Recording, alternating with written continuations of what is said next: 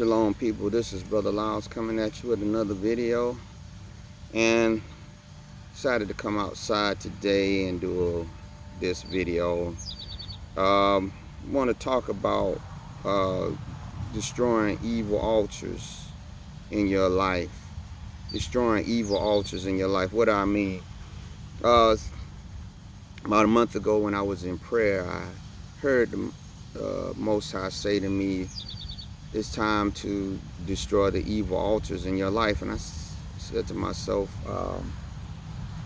what do you mean by that, Father? And the impression that I got was evil altars are places where, you know, your enemies go to commune with their gods or their authorities against you, to bring about death and destruction or delay in your life.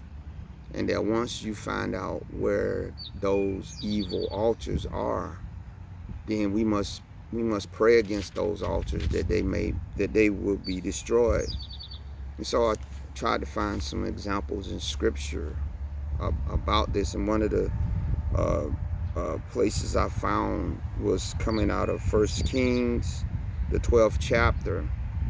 And without being laborious and reading all of it, most of you probably read it already anyway, but it's talking about when the Most High basically split the kingdom of Israel in two, and he gave the southern kingdom to Judah, and the northern kingdom he gave to the tribe of Ephraim, who was being ruled by a wicked man named Jeroboam.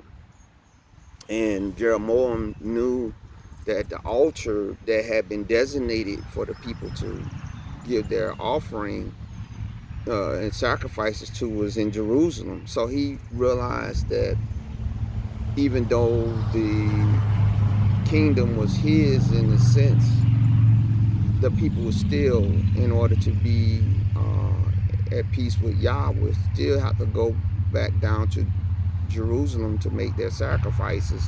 And thereby he felt that if he allowed that to happen, then the people hearts would turn back to King Rehoboam, who was the son of Solomon, and who had inherited the southern kingdom.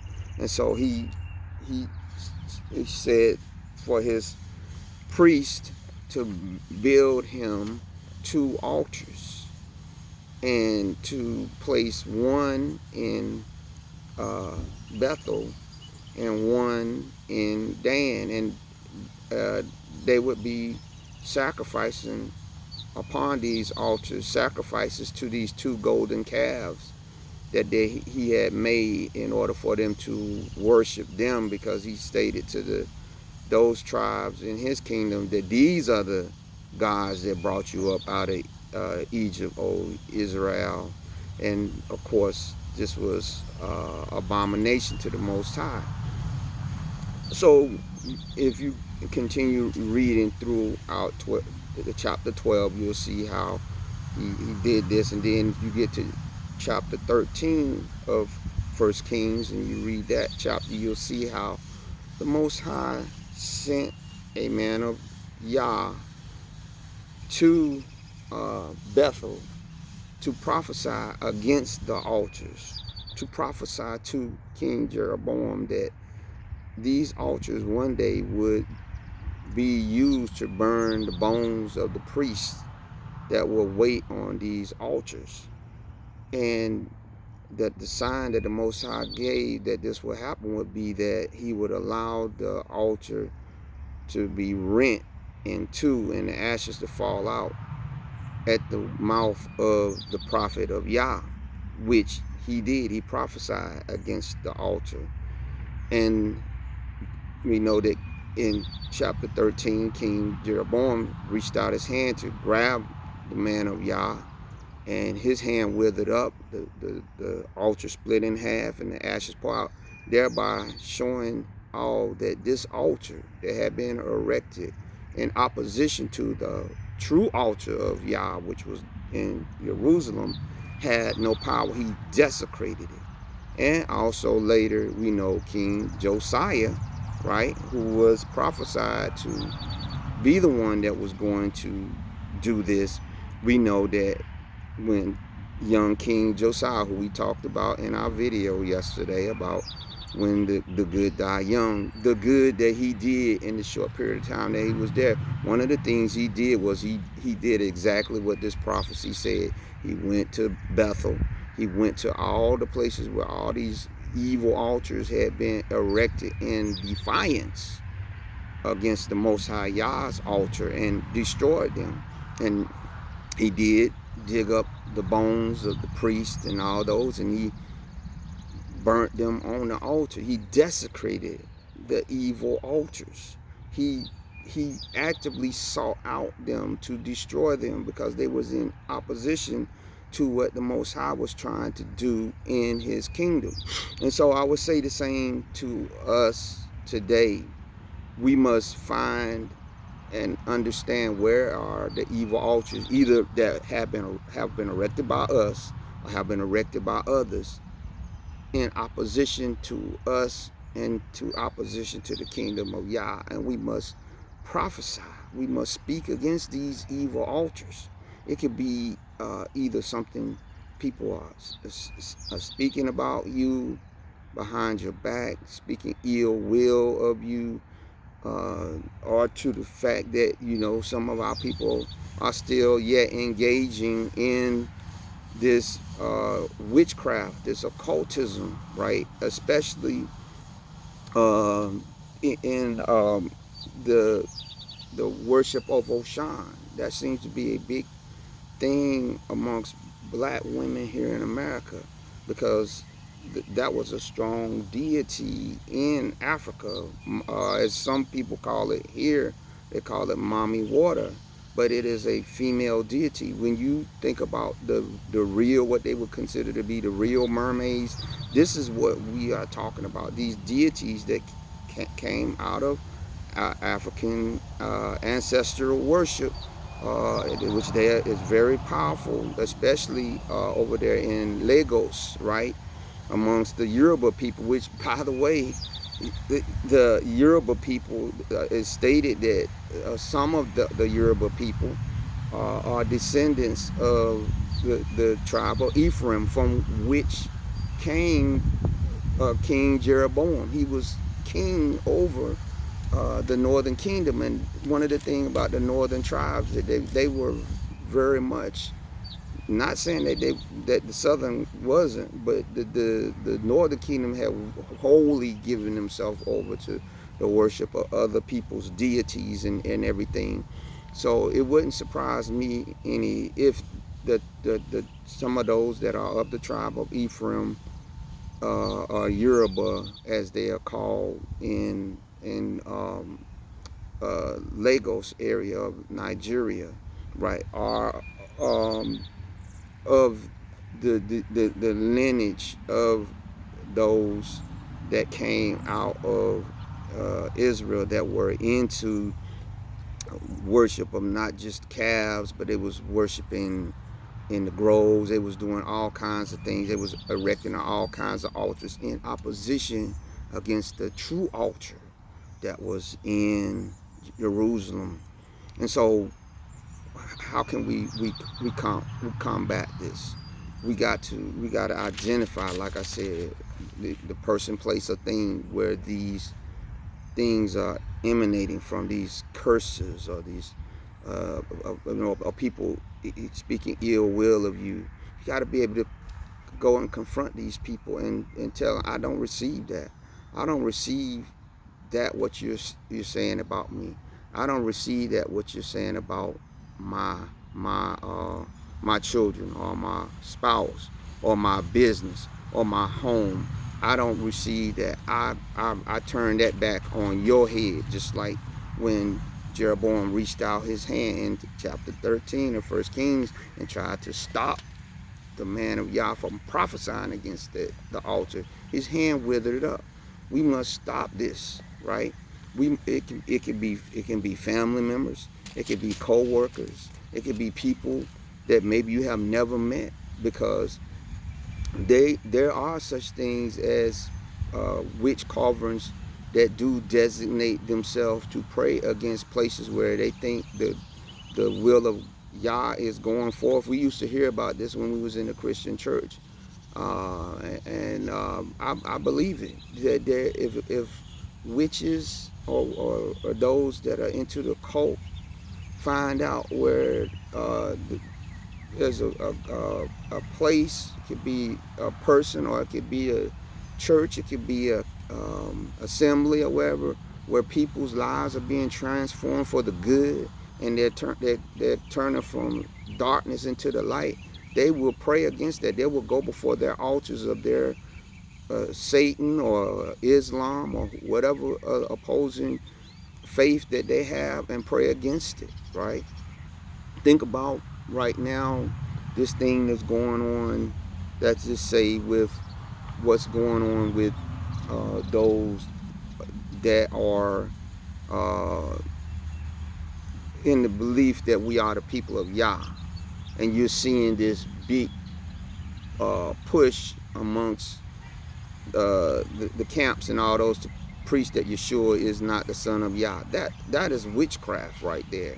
How can you possibly read in Yah's word and not see that that Yeshua was the son of Yah, right? And that there is no way you're going to get to the Father but through his son. It's no way. That's witchcraft. The Bible said that that Satan has blinded the minds and eyes of those that would see that their redemption coming, so that this awakening will become a curse to these people, right? That we must pray against that. We must speak out against that. That's why we must, how do we do that? We pray, definitely, but then we get on our videos and we speak against it. We speak against it. We prophesy against those that say that Yeshua was the son of Joseph. We prophesy against that lie. We prophesy against that lie that says that animal sacrifices are still the way for your sins to be forgiven. We prophesy against that. We speak against that. We speak against those that say that Yah was both male and female. We speak against that. That say that Yah was had a feminine part. We speak against these lies. We speak against the Talmud. We speak against these things. We prophesy against that and say that one day these principalities and these things is promoting this all shall burn in the lake of fire. We speak against it. We find out where those different places at, and we speak against it. You know, and on a larger scale, on an even larger scale, when we think about us as black people, as African people worldwide, how did we went into this worldwide captivity? What are the forces behind it, right, that brought us into this blindness that we have? We find out where these people can connect to get their power to be over the. Ultimately, we know that the Most High Yah has given we're living in the time of the Gentiles, because that's just the way it is. But that does not mean that the Most High does not want us to push back against it. He said that the kingdom of Yah suffereth violence. Yeshua said this, but the violent taketh by force, meaning we got to take back our liberty. We got to take back our freedom, just like though the slaves literally rebelled and fought against their slave masters and said, even though you think you got us, we will rebel against the principle of us being enslaved, because there were much more slave rebellions than what they stated. And that I think the feeling was around that time that something was going on amongst the slaves, especially when you read about John Brown and what John Brown was getting ready to do when he was getting ready to go into the South, and he was going to arm some runaway slaves, and there was going to be many slave rebellions. That probably wouldn't have never even been a need to have a civil war, that the slaves could have literally freed themselves. But of course, that didn't happen. We know that somebody captured one of the people that was with John Brown, and he told the plot or whatever. But they stated that if John Brown had been able to go throughout the South and do what he wanted to do, the slaves could have freed themselves, and they wouldn't even had to do it. But they actively pushed back, and we know that just because of that sentiment that the slaves were willing to do that, we know that a year or so later the Civil War started, because the South and the North knew that not only overarching that the South wanted to pull away from the North, but also that they knew the slave question, it had to come to an end. There was no way it was going to be able to continue on the way it was. And so that's the sentiment that we see ourselves in now, that we know not just that we're spiritually free, we're seeking through the Most High, through the Spirit, to also free and liberate ourselves from the psychological shackles that they have us in by stating certain things about our past that's not true, by saying this is a critical race theory, all this stuff y'all speaking is lies. We pushing back and saying, no, we're speaking against these evil altars of the Department of Education and all those that have been educating our kids with all this rhetoric or whatever. We're pushing back. And even if you don't allow the curriculum in the school system, we ourselves will do it ourselves. This is why the information age is so important. We have these things at our disposal that we can educate our children ourselves and allow them to not let the evil altar of the Department of Education and all these different state school boards that want to continue to tell our children that the only thing that we were before we came here was slaves. We push back against that. We prophesy against that. We prophesy against these evil altars, like the Westminster Abbey. That's an evil altar. That's where the Queen and all the royal family of England got their blessings to go in and do the transatlantic slave trade and to enslave so many millions of our people.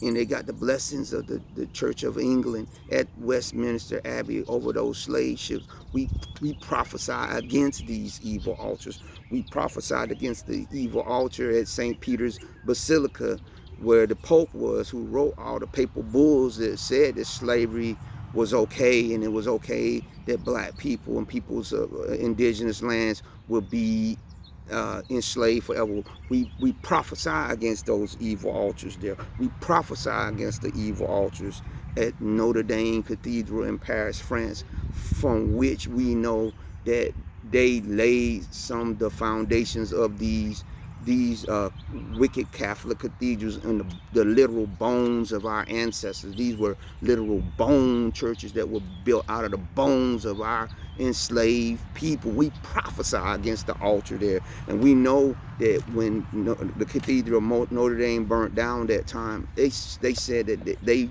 why did they atheist Europe, who are mostly atheists, why did they spend over $1 billion to reconstruct the Cathedral of Notre Dame? Because it's an evil altar from which they emanate. France emanates its power out over its francophone countries. Why come these French African countries can't get from under France? Because of the evil altar in the cathedrals of Notre Dame, where the church is got bones of our people in its walls. We prophesy against that. We prophesy against the Basilica of Our Lady of Peace in Ivory Coast. It's outside of Rome. It's the largest Catholic basilica in the world, from which emanates throughout all, not just West Africa where Ivory Coast is, but throughout all Africa, which is mostly a lot of Catholics there. A lot of Catholics in